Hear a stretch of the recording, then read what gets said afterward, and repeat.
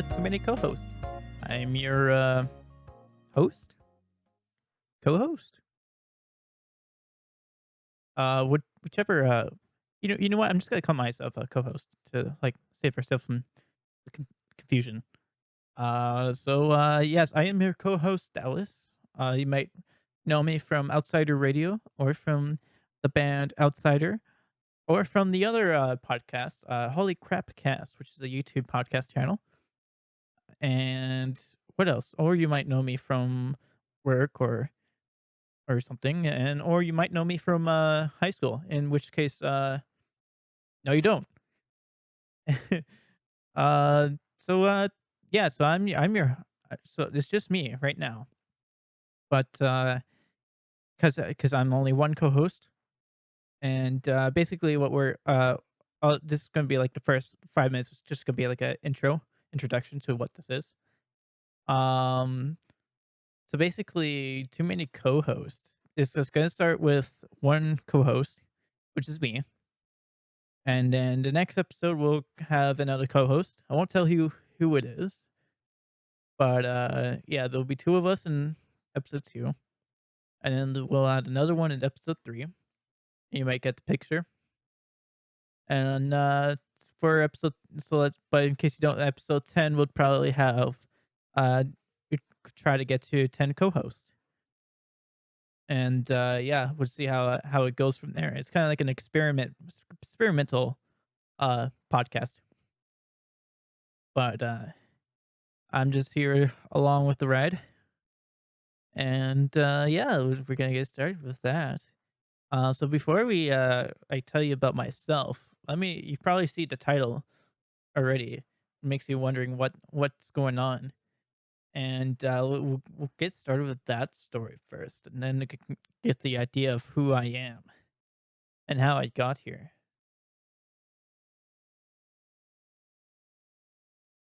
So the event took place in April 8th of 2009.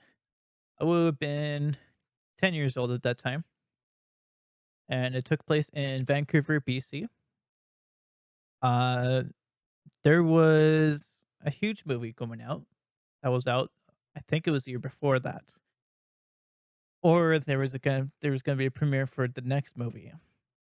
You might know what that movie is. So it was called Twilight, and yeah, my let's needless to say, my mom was a fangirl of the series, and she was a fangirl of like both the book and the movie. And so we one of the actors had a band, and while they're all the whole cast was in Vancouver. One of the one of the cast members who had a band decided to put on a show at the Rickshaw Theater. So yeah, it was me, my mom, and some of her friends that went to that show. They're just huge fans. They just want it was the closest they think it was the closest they can get to a celebrity from the movie. And so we were there. There was an opener. It was the opener was one guy who had a square guitar and a one of those things he stomps on and it makes like a tambourine sound. And he just stomps on it, and it was kind of cool sounding, honestly. I saw him like a while later. He was like busking, but he sounded pretty cool. He's the only one I remembered. I have no like memory of from the main event. But what I do remember was during the main show, some guy came up to us. I can't remember. He was wearing like some. I remember him wearing like some flowery, exotic looking dress shirt. I think he was bald. Uh, but yeah, he came up to us and he said, "Hey guys, oh yeah, I can't remember. We were originally in we. So if you haven't seen the Rickshaw Theater, it's basically like a theater kind of, and we started up at the upper deck, and then we for the during the opening show. And then I guess it wasn't they didn't have that much of a crowd So we managed to sneak into the floor section. So this is where the guy comes in. He comes in and says, "Hey, uh, I'm from backstage. Um, would you like to?" Because he sees me as like a kid, he thinks this might be something fun for us to remember. He's like, "Yeah, you want to come backstage and meet the cast of Twilight?" And my response was no. My mom was flabbergasted. Needless to say. And he's like, "Okay, no worries. You sure?" I was like, "Yeah, I'm good." He's like, "Okay," and then he just leaves. I know I know the whole I took the whole "don't talk to strangers" thing too seriously, but the fact that my mom was right beside me for that, uh, she was like, "What the hell?" But she was just like, but kind of want to. Are you sure you don't want to go back to the cast? You know." She was excited. I had no clue. I don't know. I was the opposite kid. I never talked to strangers. I never broke any rules. Did any sketchy stuff. I always stayed innocent. I still have too. And but like 10, 15 minutes later outside, like I told her the reason why I didn't want to go was because I thought that's he wanted me to go there by myself, which is like just like scary for me having to go follow a stranger to the back rooms. It's not anything could happen there. So I was like, yeah, I don't want to go by myself. And she's like, okay, we'll see if we can go. She's like, well, yeah, of course not. I wanted to go with you. So we tried to find the guy, and luckily his like fluorescent dress shirt like stuck out like a sore thumb. Went up to him. It's like, hey, yeah, we want to go to the backstage. He just thought he was gonna go by himself, but and you didn't want to. He's like, okay, no problem. We'll take you two over to the backstage. So we go to the backstage, and it was like a very narrow at the back. We got to the back. It was a very narrow hallway. It was like it was a backstage. Just what you thought a backstage was. But it was a very thin one. We were looking around, and the guy, I believe he pulled a ladder down. It was like a ladder that could like goes up to like the attic or something, and he brings that down, and then some person's coming down the steps. He's like going feet first, like facing back towards us. We were like we can only see their behind. He was going down, and his butt crack was showing a little bit. It was. I thought that was funny. We just thought it was some guy just coming down. It turns around, and it was Robert Pattinson. We were like, "What the? Oh no! Oh man!" And yeah, he literally just was talking to us three. The guy with the weird shirt included. He was just there, and we were just having like a conversation for like 5 or 10 minutes. He was clearly like drunk too. He had a can of Canadian, Molson Canadian, on his hand, and we got a picture together. And he was like, "Hey, you look kind of like me, when I was like 11, well, when I was 10." And my mom was like, "That's funny because he is 10, but I don't really look like him now. At least I don't think." But basically, what struck me, what I remember most from that night was when he asked me if I played guitar. I was I didn't play guitar at the time. I said no. He's like, "Well, yeah, you should though." Um, well, he didn't say like aggressively. He's like, "Yeah, you should play guitars. It's a fun hobby.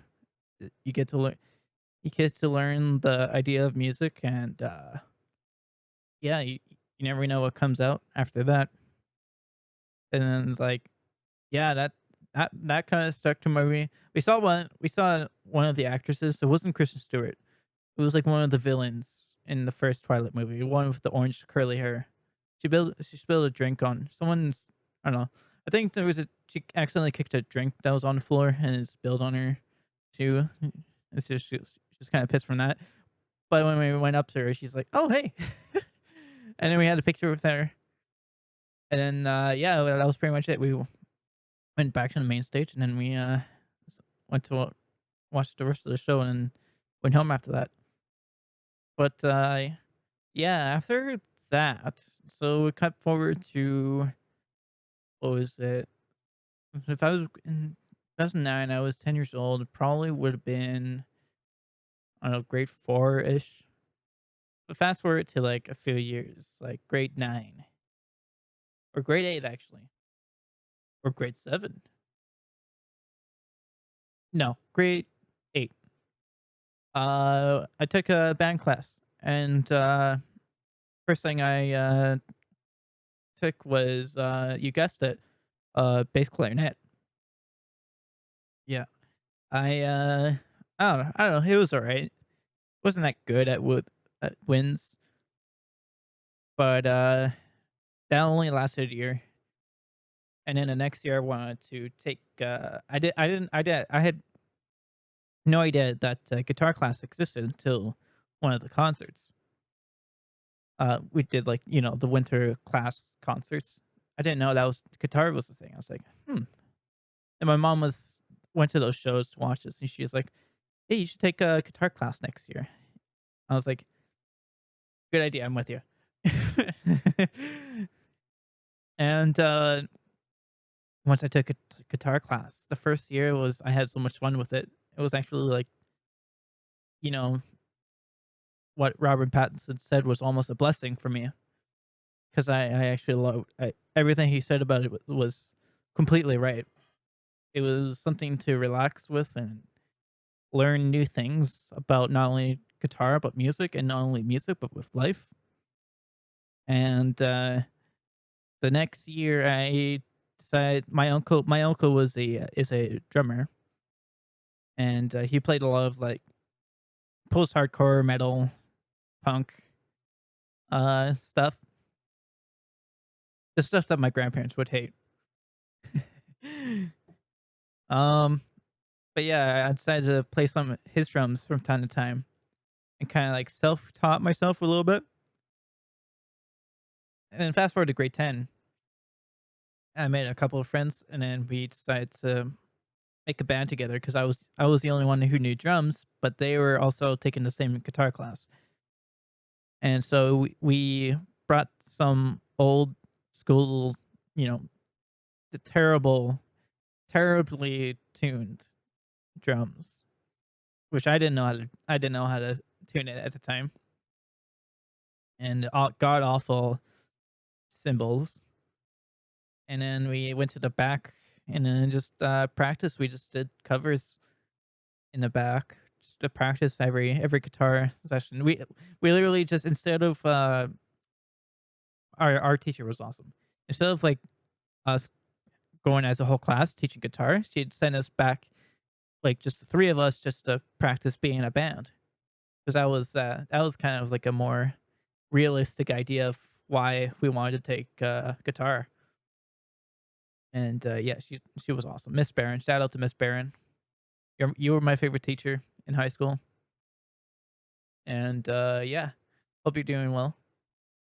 And so anyway, we were practicing for we doing like covers like AC/DC and White Stripes, and we finally did our first show in February of 2015.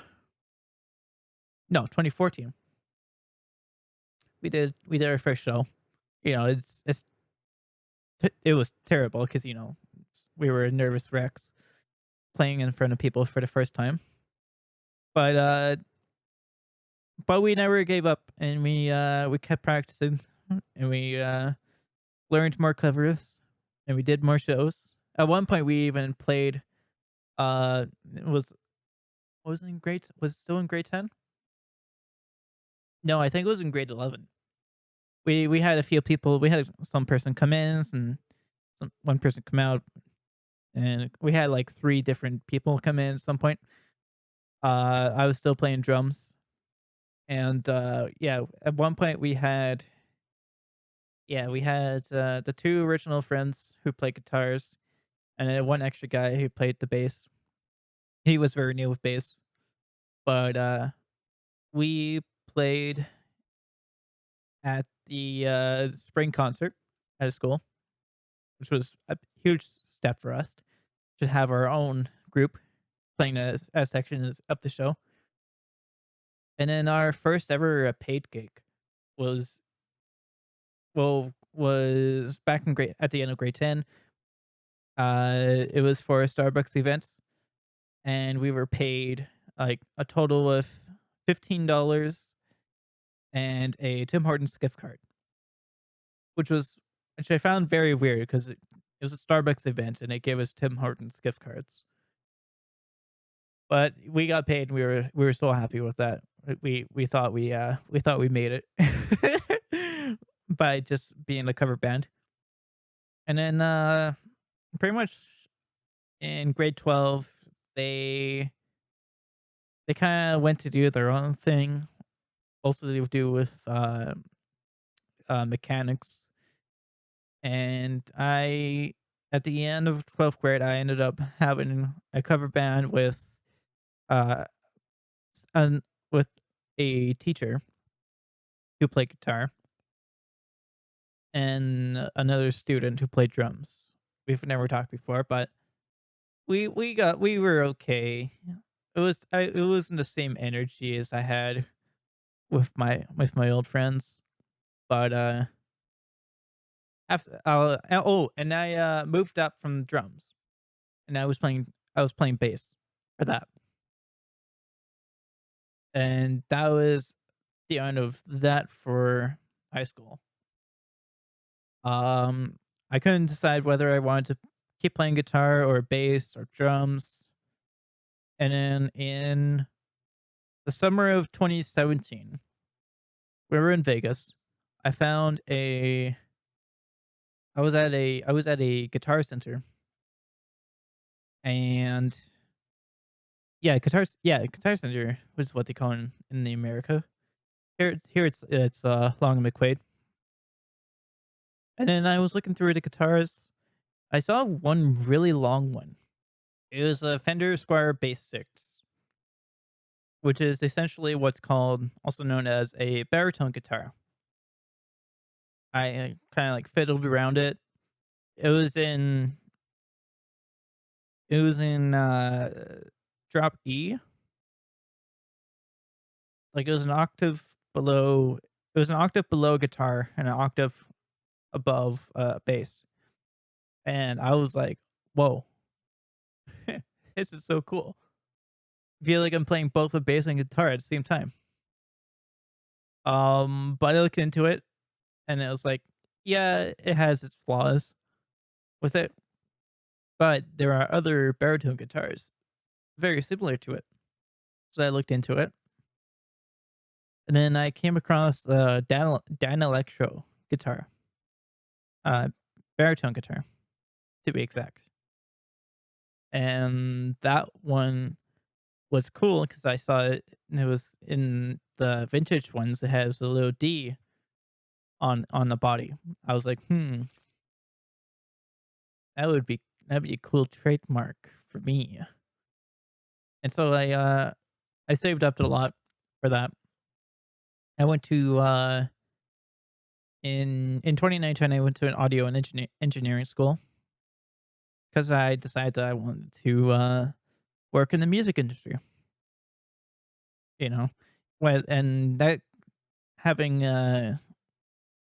going to an audio engineering school will give me more opportunities for a variety of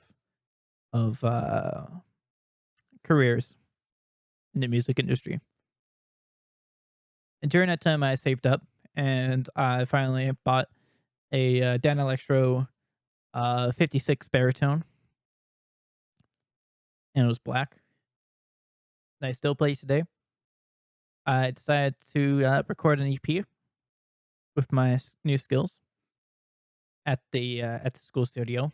It was called Reyes, Rais by Dallas Becker. Basically, what happened? How what the start of that EP? I uh, I had we usually have like a day uh to the studio after school, and so I spent a day trying to configure. I wanted to cover "Coming Home" by City and Color, and I brought a. I just used one of the acoustic guitars. It was the school acoustics, and I it was a piece of garbage. The strings were old, and it was hard to press into it to make chords. I got pretty like frustrated during it. I was by myself at the time, so I'm like, who can I blame this on? I'm gonna blame this on Chad. And Chad was a classmate of ours. There was like 10 of us in a classroom, and Chad was one of them. So I decided to just go in there, just wail the drums, record that, and I go in back and I or did I, no, I did guitar, like electric guitar. It wasn't the baritone yet, but then I went to the vocal room, just started screaming, Chad. And then I was like, I gotta show this tomorrow with the class. And so I did. They were like, you should just like do a whole album with like each and every one of our names. And so I did. The song, the and it's out on Apple Music and Spotify and YouTube. Dallas Becker Reyes, Rais. You can find that on any listening platforms. And then much later, right after, still in 2019, one of my coworkers, his name was Sam, who you might know today in Outsider Radio. He was like, "Hey, I got an idea. I'm making a I want to make a radio streaming music channel on YouTube, and I need someone to help me out with it. You know, like so he needs he wants to he needs a co-owner, and he named it Outsider Radio." I was like, "Yes, my guy, I will absolutely do it. Help you out with it." In October, we went to a local show. It was like a battle of the bands kind of thing. We talked with each and every band member there. We had a beer right before, just to like calm my nerves of talking to these guys. And so yeah, then they sent us their music online, and then we played them on our channels, and then we kept doing that until the pandemic came out, and we couldn't go out and talk to people, and it's hard doing it online. It's really hard doing it online. So in the meantime, I thought, why don't we just make our own music? And so I spent the rest of the year in 2020 creating an Outsider album, which to this day mm, it's alright. It's alright. If some people like it, that's cool. But I definitely want to reimagine our our our taste and variety, our vision. And so once we released that, nothing happened until oh yeah, and then we released an like a Christmas EP, and then another single. which we did all online. We only saw each other once during the P word, just to like what's the word? I can't remember what the word was.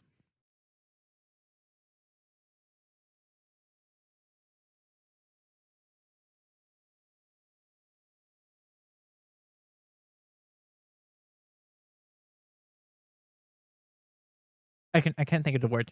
Um, but yeah, we were just practicing, and then yeah, we just did everything over online, send each other files, and we put it all together. I put it on Ableton. I did it on Ableton Light 10. I got it from a interface I bought, just complete audio, audio one, I think it is, just like one channel. I got a free version of Ableton Light from that, and I just recorded from that. And then, yeah, the only thing I struggled with was it will give you a limit of 8 tracks. So if I wanted to do more tracks, I just like export it all and then put in a new track as one track. My gear setup was with my baritone. I had a small Fender app. It's a Mustang version 1, Mustang V1. And then I recorded it with this mic. It's a SM56. And I also recorded vocals with it. It was in a garage. I did it all in the garage. That poor what's the word I'm looking for? Acoustics. But I was just fresh out of school too, so it's still like I still needed the experience with it. I had the knowledge, I just needed experience. Experience. And so I did all that, recorded the keyboards with this little thing, the AKM 320. And yeah, that was pretty much it. Oh, and I had a kazoo. I had a kazoo too. I did a kazoo solo in a couple of songs, and they were all original. We did one cover, and then once I figured out the pain of doing a cover song and distributing it, I decided not to do that again. With all the so some of you who are here on the Outsider Radio channel who are subscribed to us have seen that we've like made a ton of put out some documentaries on there. One of them being the Sweatbox documentary, which was like a banned Disney documentary that Sam put out on the channel, and it just blew up like crazy. Like I guess like apparently some guy posted on Reddit, and then that drew a crowd, and then they came over to our channel, and that got us like 100,000 views from that video, and like 400 subscribers from it. It was like all overnight. It was like, oh my, holy crap! And then, but with the copyright and YouTube stuff, it was taken down, but we still have it in like parts. Is and it still carries like 1,000 views per person. It's just like in the tiniest screen, but you can just watch that with. You can probably just use a Wayback Machine or something to go back and watch the full thing. And then he had another video before that, which was like a Japanese Christmas album, I think, and that gained a lot of views later on. Like I think it got up to like 300,000 views, and then that brought us up to like 500 or 600 subscribers. It's like, oh my gosh. And then, of course, since that got so popular, it got taken down again. I don't want him to post another copyrighted video and risk getting our channel taken off, or I'm gonna kick his ass. I'm gonna go over to Vancouver and sister kick him if he posts another video like that again. But yeah, this is basically oh jeez. This is basically what's gonna be on the channel right now. I wanted to say one more thing before I go. If you yourself want to be in this podcast as the co-host, because we're going to be adding a bunch of co-hosts later on, make sure to join our Discord. I'll put the link below in the YouTube description, and or wherever, or as many places I could find it. You can find it in our social media platforms, Twitter, on our Outsider Radio Instagram, and yeah, YouTube. I think that's all right now. Maybe I'll make a Reddit. But yeah, go go apply for that in our Discord. And then you could possibly be a co-host in this fun little experiment. And I really can't wait to see how this is gonna go. So thanks for listening, and I'll catch you on the flip side. Bye.